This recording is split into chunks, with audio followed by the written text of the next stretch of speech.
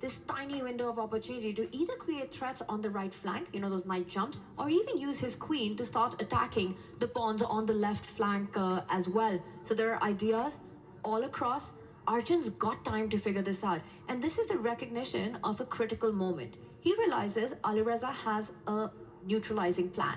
It's a move that's coming up next, knight to c7. Yeah. He knows that this is the moment, that he has to find a counter to it. If he allows it without problems, Alireza will find a pathway to that much needed draw. Alireza Firoujza reminds me a bit in his mannerisms of Novak Djokovic. Sometimes there's a shake of the head, he looks like he's suffering, he's down at 30 seconds, then he goes on to win. Just like Djokovic, just holding his thighs, acting tired, suddenly goes on to win. So I think the shakes of the head are deceptive slightly. He doesn't believe his position is too bad necessarily. There we go, dropping his knight back to initiate the trade of rooks, but it is this race. Whether white can get to the black camp, get the white queen in, get the white knight in before all the rooks disappear, or it might just fizzle out towards a draw. It's one of those champions mentality things. I think we see it with Magnus as well, and with Hikaru a lot of the time. When you see a lot of frustration and you go, well, hang on a second, why are you frustrated? They're frustrated because it's not perfect. I was like, I'm winning, but I didn't win in the way I wanted to. And that sort of mentality, honestly, it goes so far in the world of competitive sport. And this is maybe another example of it right here with Alireza Firoujza. So the other rook coming out now, and again, pieces starting to get traded off. What can we generate here on the part of Arjun Erigaisi?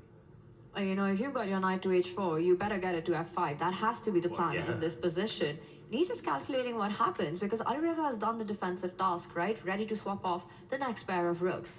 And he's figuring out, after rook takes rook, once the knight jumps in, where will the queen move?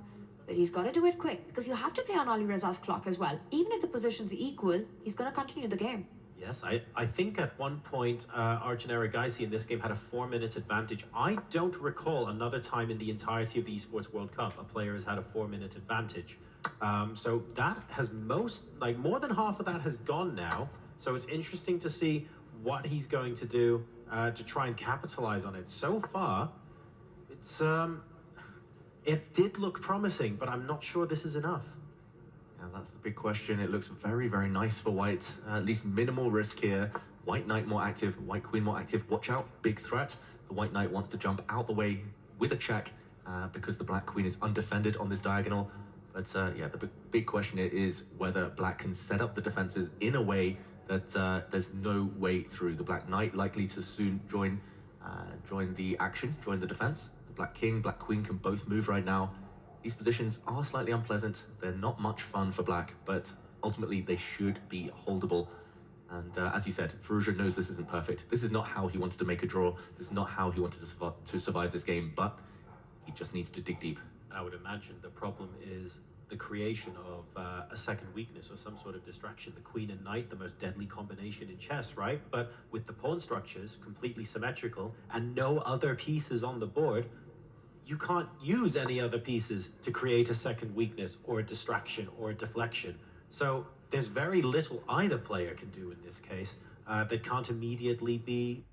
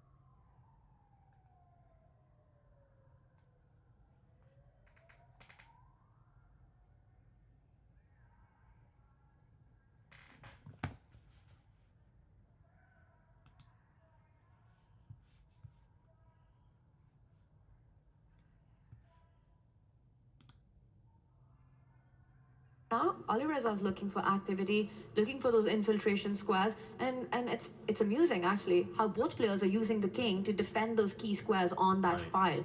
King f1, none of that queen coming in right now for Alireza. Is he going to offer a queen trade? He pushes the knight first. The knight h6 check. It can be given, but the knight will be stuck on that square.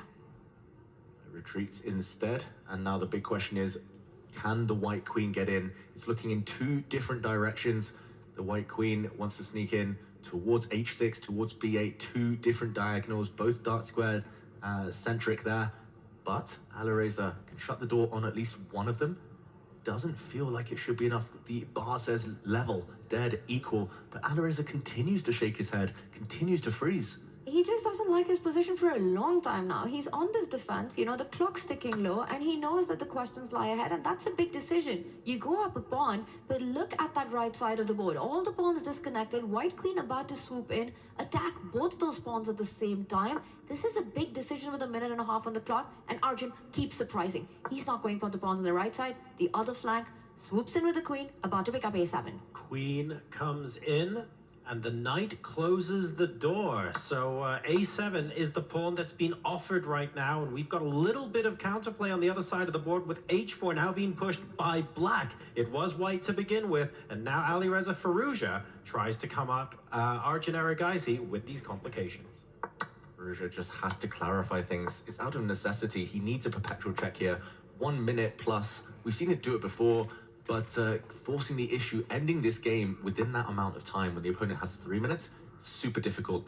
So that's why he tried to dive in with his queen. Ultimately, no more checks. But the black h-pawn is an easy one to push. The only pass pawn in the position. This is the happiest he's going to have been in the last 15 minutes, Alireza. But is it enough to hold the draw 3 versus 1? So time situation, 1 minute 15 now, plays just over 3 minutes. He's managed to narrow the time gap from that massive 4-minute deficit he had before, but still, when it comes to an endgame, Arjun Erigaisi has just under triple the time. This is looking a lot easier now for Firoujza than it ever has in this game. You know, he has a direct path. He wants to keep pushing that h-pawn. Look at how beautifully his queen and knight are placed, making sure the activity of the white knight isn't there anymore because the king is pinned to it. So that just makes it so much more difficult. White queen unable to give a single check on the board. Every square protected.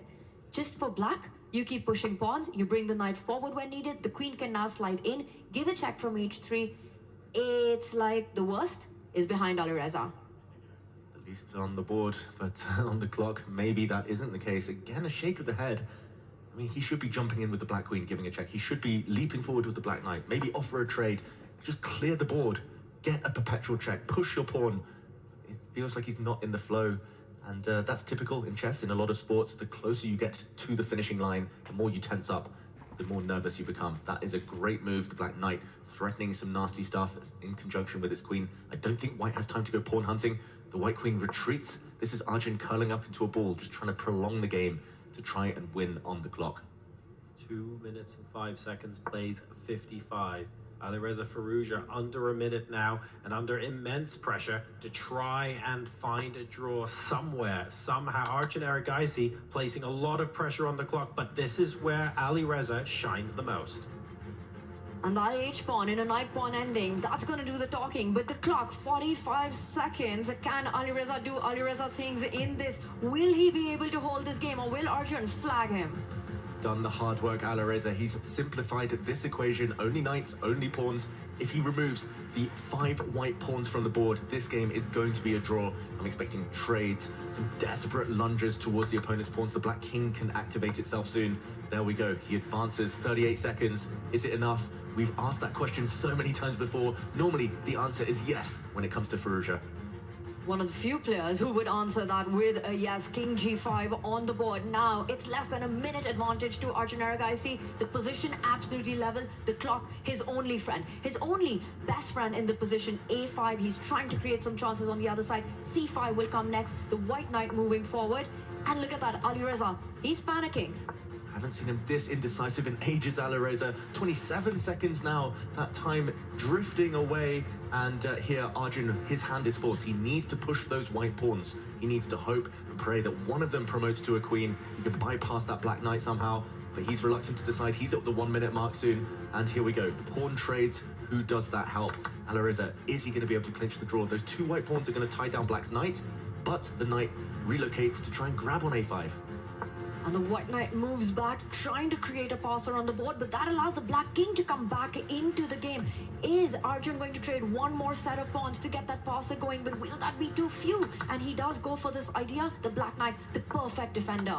Getting so close now, the pawns are disappearing from this board. Alireza so systematically removing them. The white king deflected. Now the white pawn is about to disappear. 18 seconds, more than enough to hold the draw here. We're going to see the game end, and Alireza saves himself. 41 seconds, plays 17 at the end, but Alireza Firoujza able to secure the draw, and the match goes on.